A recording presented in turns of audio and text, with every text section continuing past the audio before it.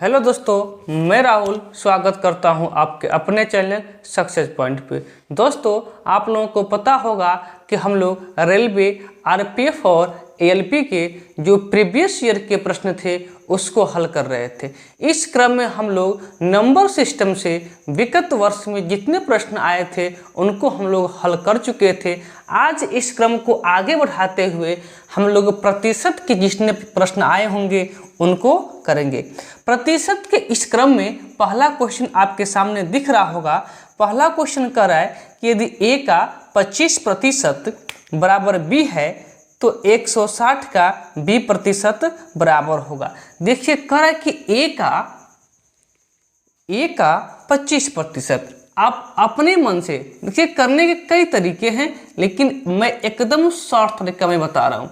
कह रहा है कि a का 25% b है। अब देखिए a का 25%, आप मान लीजिए यदि a बराबर 100 होता तो a का 25% क्या है, b है। तो a का 25% जो होगा, देख लीजिए a कितना है 100। अब 100 का जो 25% होता वो क्या होता, बराबर कर रहा है कि b होता। 100 से 100 कट जाता, 25 सब कैंसर आ जाता। जब हम a को 100 माने हैं तो ऑलरेडी हम कह सकते हैं कि b का मान कितना हो जाएगा, इस 100 का 25% अर्थात 25 हो जाएगा। अब देखिए, अब आगे प्रश्न कह रहा है b है तो 160 का b प्रतिशत बराबर होगा। अब 160 का b प्रतिशत, अब का मतलब क्या होता है, मल्टीप्लाई। b का मान कितना आ गया 25, तो इसका 25%। अब देखिए 160 इंटू 25% की वैल्यू होती है 25 चौको 100 1/4, या आप डायरेक्ट न लिख के पूरा लिखना चाहें तो पूरा लिख सकते हैं 25/100। 25 से कम 25, 25 चौको 100। अब 4 से काटेंगे, 4 चौको 16, कितना मिल जाएगा 40। अब ऑप्शन पे आइए, ऑप्शन देखिए कह रहे कि a का 60% निकालेंगे तो आंसर 60 आया है, लेकिन आंसर मुझे 40 आना चाहिए। a का 50% निकालेंगे यानी कि 100 का 50% तो 50 आएगा, लेकिन 40 आना चाहिए। तो आप देख लीजिए ऑप्शन में कि a का 40% कहीं दिया है। देखिए जो 40 है इस 100 का कितना प्रतिशत होगा, 40% ही होगा ना। 100 मतलब क्या, a का 40% क्या आएगा, 40 आएगा। मैं दिए गए ऑप्शन की बात करूं तो ऑप्शन नंबर डी, हाँ ऑप्शन नंबर डी क्या हो जाएगा, सही आंसर हो जाएगा। क्लियर। चलिए अगले प्रश्न पे चलते हैं।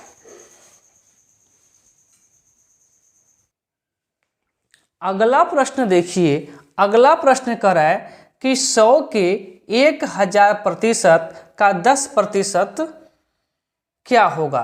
तो 100 के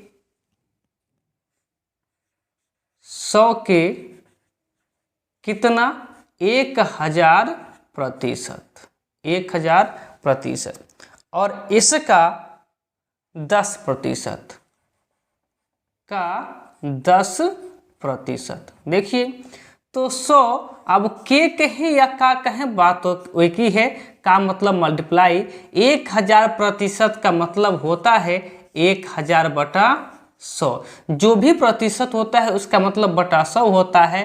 का मतलब मल्टीप्लाई होता है, और फिर 10% यानी कि 10/100। अब देखिए, अब नीचे 1 2 3 4 जीरो से 1 2 3 4 जीरो कट गया, बचा क्या 100, और यही आपका आंसर हो जाएगा। दिए गए ऑप्शन की मैं बात करूं तो ऑप्शन नंबर ए क्या हो जाएगा, आपका सही आंसर हो जाएगा। चलिए अगले प्रश्न पे।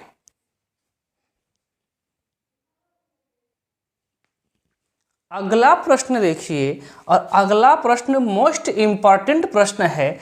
कह रहा है कि कोई संख्या 36 बढ़ने के बाद वह अपने 109% के बराबर हो जाती है, वह संख्या क्या होगी। देखिए कोई भी जो संख्या होती है या कोई भी चीज होता है या कोई भी वस्तु होती है, या कोई भी व्यक्ति होता है, सब लोग अपने आप में 100% होते हैं। हाँ, यदि हम दूसरे से तुलना करें तो कम होते हैं, लेकिन अपने आप में सब कोई क्या होता है, 100% होता है।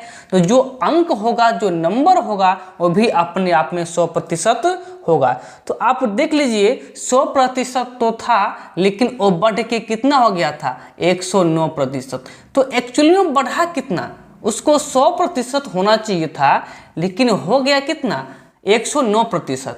कितना प्रतिशत बढ़ाई, तो आप कहेंगे कि 100 से जितना ज़्यादा है उतना प्रतिशत बढ़ा। तो कितना ज़्यादा है, 9% ज़्यादा है, तो यही 9% बढ़ गया। मेरे अनुसार तो प्रतिशत में तो 9 बढ़ा, प्रतिशत में 9 बढ़ा, लेकिन अंक में कह रहा है कि 36 बढ़ गया।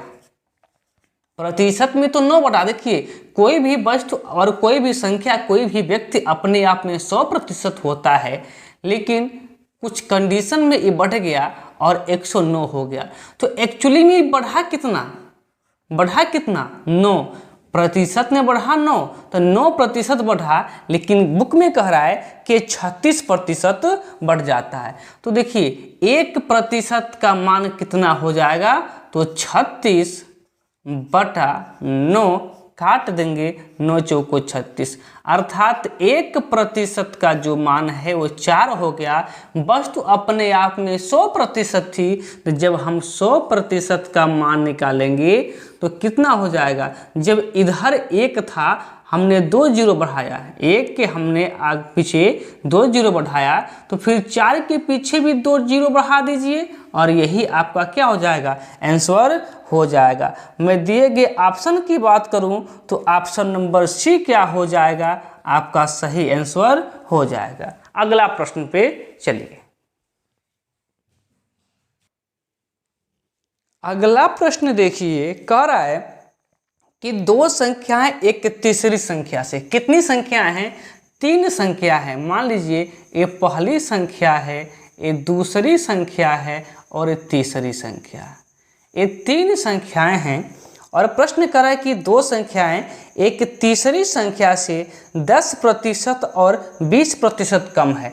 मान लीजिए कि यदि तीसरी संख्या 100 है, तो पहली संख्या इससे 10% कम, अर्थात कितना, 90 हो जाएगी, और दूसरी संख्या इससे 20% कम, 80 हो जाएगी।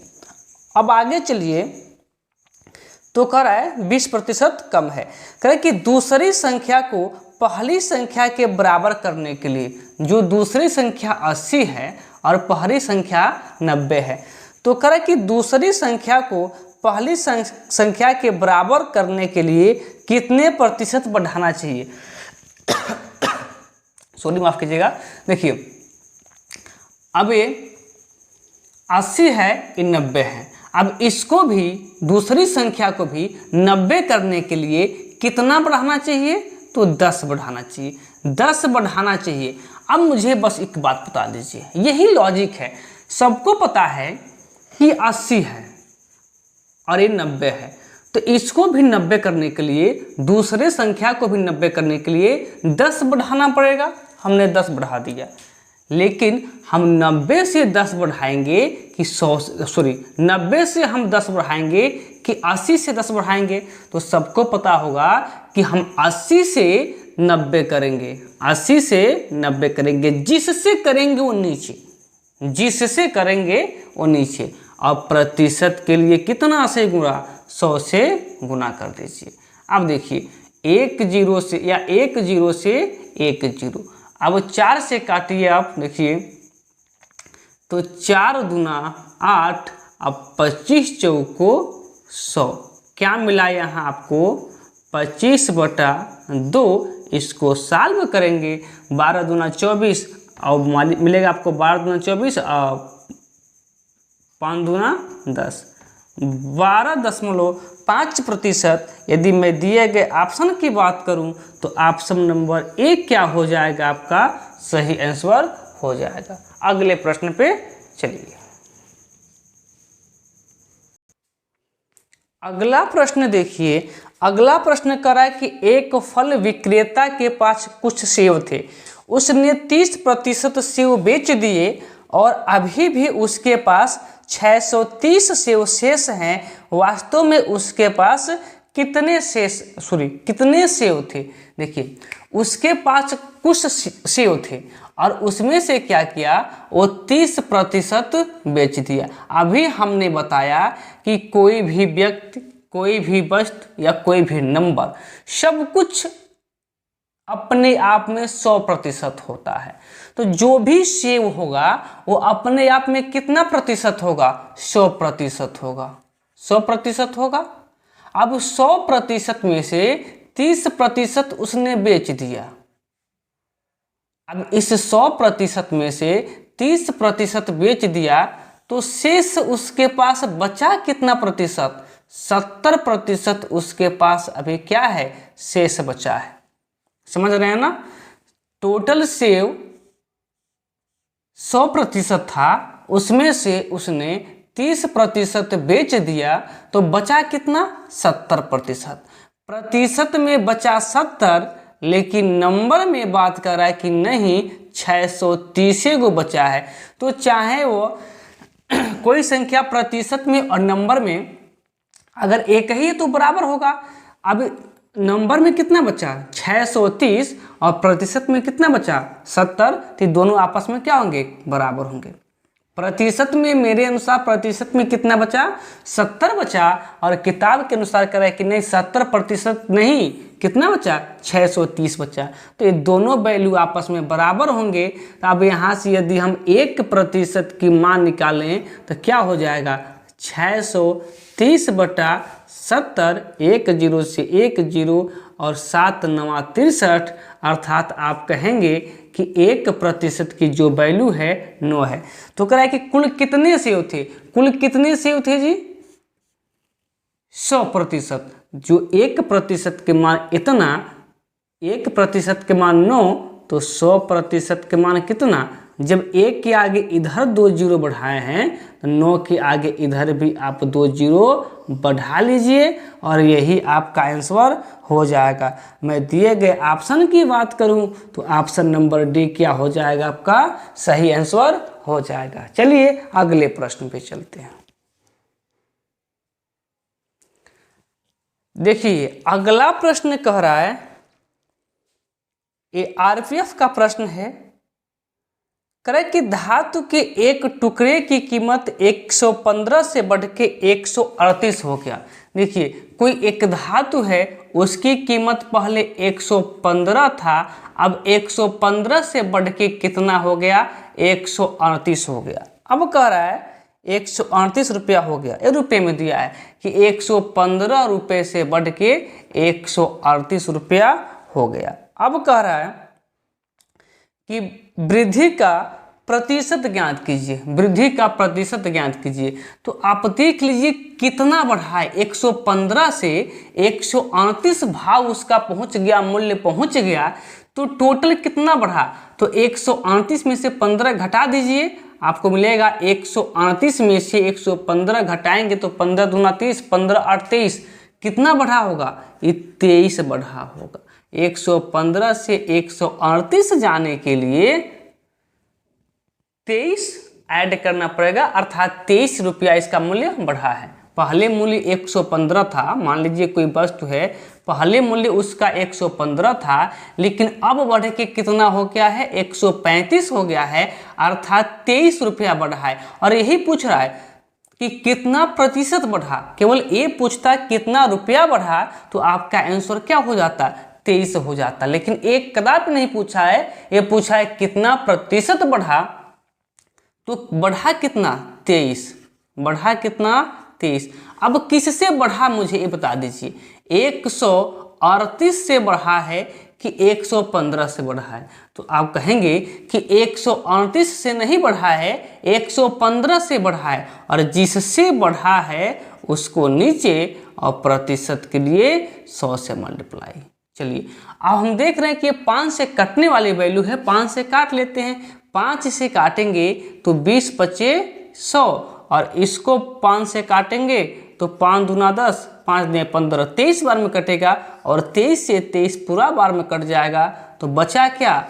20%, और यही आपका क्या हो जाएगा, सही आंसर हो जाएगा। चलिए अगले प्रश्न पे चलते हैं।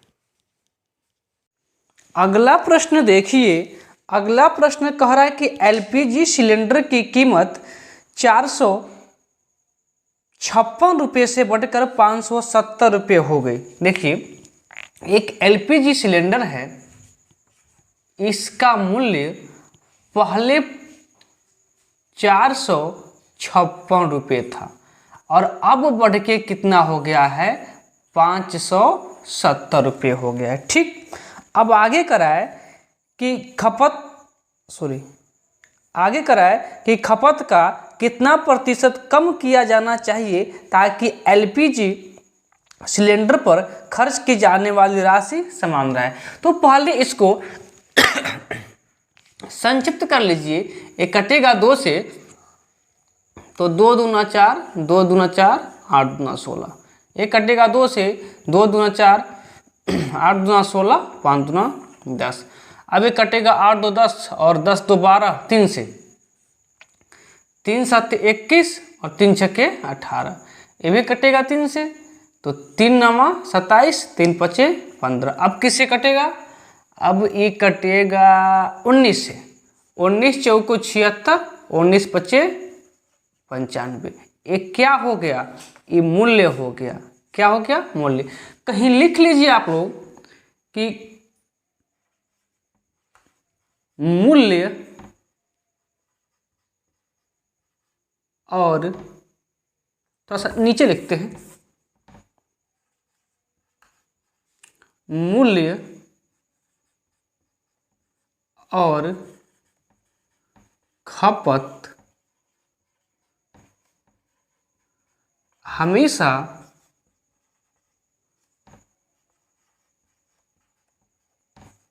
एक दूसरे के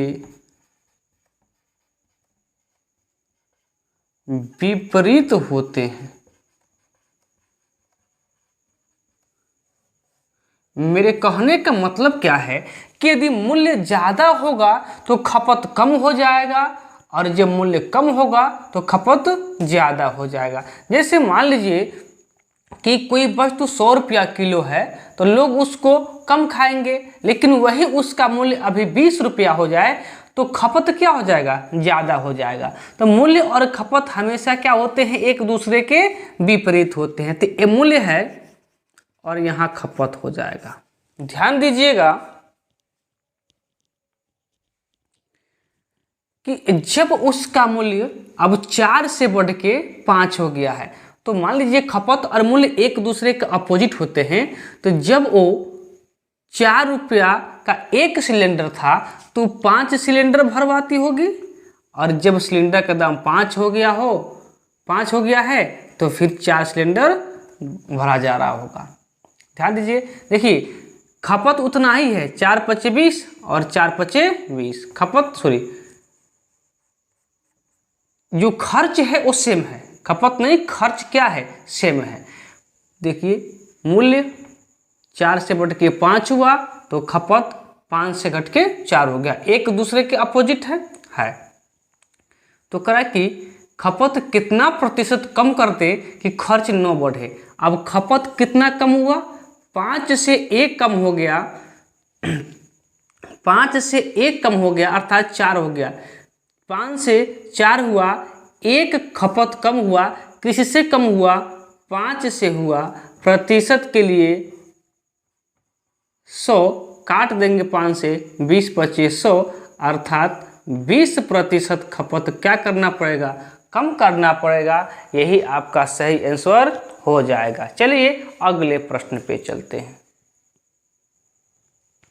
अगला प्रश्न देखिए, अगला प्रश्न कह रहा है कि एक डिब्बे में 60 डिटर्जेंट साबुन होते हैं, जिसमें से 36 का उपयोग किया जाता है। बॉक्स में शेष कितने साबुन का प्रतिशत, शेष डिटर्जेंट साबुन का कितना प्रतिशत है। ठीक है, देखिए एक डिब्बे में कितना साबुन है, तो 60 साबुन है। 60 साबुन में से कितना साबुन प्रयोग हो गया, 36 साबुन प्रयोग हो गया। ठीक है, कराए तो बॉक्स में शेष बचे साबुन का प्रतिशत क्या होगा। देखिए 60 गो साबुन था, 60 गो में से 36 गो प्रयोग हो गया, उपयोग हो गया, तो शेष बचा कितना, तो 36 24 कितना 60 गो साबुन में से 36 गो साबुन क्या हो गया, उपयोग हो गया, तो बचा कितना 24 गो। कितना में से, 60 में से 24 गो साबुन बचा, 60 गो में से 24 गो साबुन बचा और प्रतिशत के लिए 100। अब इसको काटिए, देखिए 1 0 से 1 0 और 6 चौको 24 और 4 दहाके 40, अर्थात अभी भी 40% साबुन क्या है हमारे पास है और हमने 60% साबुन क्या कर दिया, हमने यूज कर दिया। तो इसमें पूछा था कितना शेष साबुन बचा, तो ऑप्शन की मैं बात करूं तो ऑप्शन नंबर आपका ए सही हो जाएगा। ऑप्शन नंबर ए 40% आपका सही हो जाएगा। चलिए आज के लिए इतना ही, अगले प्रश्न से कल देख लिया जाएगा। क्लियर, चलिए।